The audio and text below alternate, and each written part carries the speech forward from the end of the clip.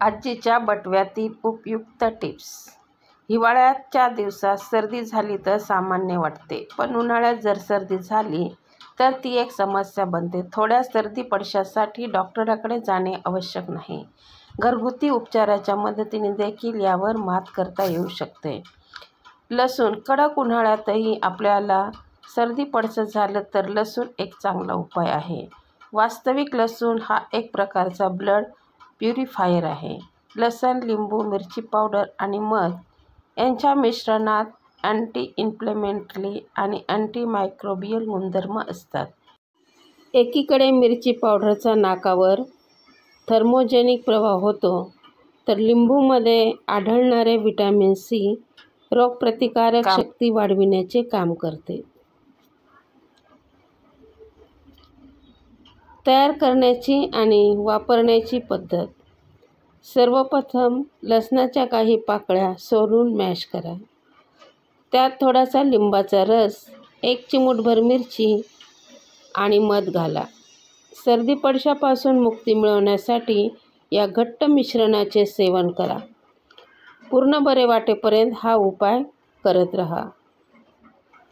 आलं. आल्यामध्ये अँटीबॅक्टेरियल गुणधर्म असतात, जे उन्हाळ्याच्या काळात होणाऱ्या सर्दीशी लढायला मदत करतात.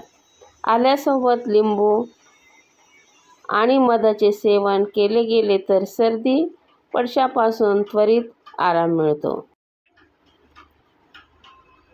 तयार करण्याची आणि वापरण्याची पद्धत. आल्याचे मिश्रण तयार करण्यासाठी प्रथम आल्याचे पातळ काप करा. हे काप एका कप पाण्यात उकळून घ्या. आता हे पाणी गाळून त्यात लिंबाचा रस मिक्स करा. चवीसाठी त्यात मध घालून गरम गरम असताना प्या. दिवसातून 1 ते 2 घोट घेत राहिल्याने विषाणूविरुद्ध लढायला फायदा होतो. कांदा. सर्दी पडशापासून मुक्ती मिळवण्यासाठी कांदा हा एक प्रभावी उपाय आहे. हे केवळ शरीरातून विषारी घटक काढून टाकण्यास मदत करत नाही, तर श्वसन नलिकेमध्ये अडकलेले जीवाणू नष्ट करते. तयार करण्याची आणि वापरण्याची पद्धत. एका भांड्यात कांद्याचे काही तुकडे करा आणि त्यात मध मिसळा. भांडे झाकून ठेवा आणि रात्रभर तसेच राहू द्या. त्यामधून बाहेर पडणारा द्रव पदार्थ सकाळी रिकाम्या पोटी प्या. जर सर्दी त्वरित बरी होत नसेल तर आपण सलग 7 दिवस ही कृती करू शकता. तुळस आपल्या अँटीमायक्रोबियल गुणधर्मासाठी ओळखली जाते. हिवाळ्यामध्येच नाही तर उन्हाळ्याच्या काळातही जर नाक बंद पडले तर तुळशीचा वापर नाकपुडी उघडण्यास मदत करतो. तयार करण्याची आणि वापरण्याची पद्धत. आल्याचे तुकडे तुळशीच्या पाण्यासोबत बारीक करा. आता हे मिश्रण गरम पाण्यात मिसळा. आल्या तुळशीच्या ह्या मिश्रणामध्ये काही थेंब मध घाला. जास्त सर्दी झाल्यास हे मिश्रण दिवसातून 2दा पिऊ शकता. ह्या उपायाने आश्चर्यकारक फायदा मिळेल.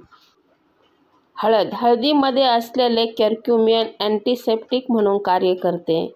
या व्यतिरिक्त हळदीमध्ये असणारे अँटी इन्फ्लेमेटरी आणि अँटिसेप्टिक गुणधर्म उन्हाळ्यात होणाऱ्या सर्दीची समस्या दूर करण्यासाठी लाभदायक असतात. तयार करण्याची आणि वापरण्याची पद्धत. हळद पावडर पाण्यात घालून उकळवा. हे पाणी गाळून त्यात थोडासा लिंबाचा रस आणि मध घाला. दिवसातून 2 वेळा हळदीचे हे मिश्रण प्यायल्याने सर्दी पडशासाठी खूप फायदेशीर ठरेल. काळी मिरी आणि हळद यांचे मिश्रण उन्हाळ्यात होणाऱ्या सर्दीचा उपचार करण्यासाठी चमत्कार ठरू शकतो.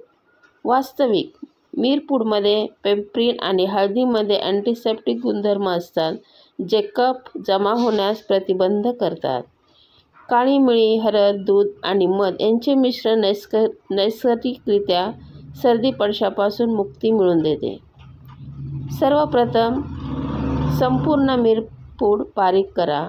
एका ग्लास दुधात ती पावडर मिसळा व 1 चिमूटभर हळदी घाला. दूध उकळण्यासाठी ठेवा, जेणेकरून मिरपूडची चव दुधामध्ये उतरेल. कोमट दुधात 1 चमचा मध घालून प्या. रात्री झोपायच्या आधी नियमितपणे हे प्यायल्याने सर्दी खोकल्यापासून आराम मिळेल. मसाले. भारतीय स्वयंपाकघरात उपलब्ध असणारे विविध मसाले आयर्नयुक्त असतात.